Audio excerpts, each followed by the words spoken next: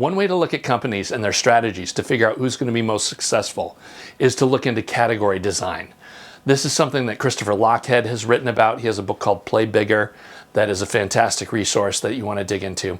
The idea is that there's two kinds of companies from the category design perspective. One is that a company that is going to make an incremental change. They're trying to make things a little bit better and hoping to gain some of the market away from other competitors.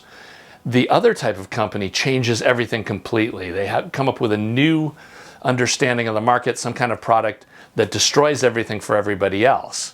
And so for those types of companies, they tend to come in and take 70% or more of the market and leave everybody fighting for scraps.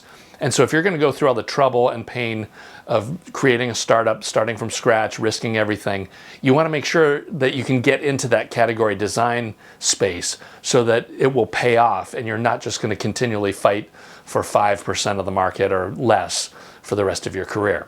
So for example, Clarence Birdseye is a person that they talk about. He pioneered flash freezing of food almost 100 years ago now. But up until that point, freezing of food basically damaged it to the point where you couldn't eat it. He came in with new technology, changed the marketplace completely, and now, even to this day, Birdseye Food is still in the freezer section in your local supermarket. Another example is Liquid Death, this brand of canned water.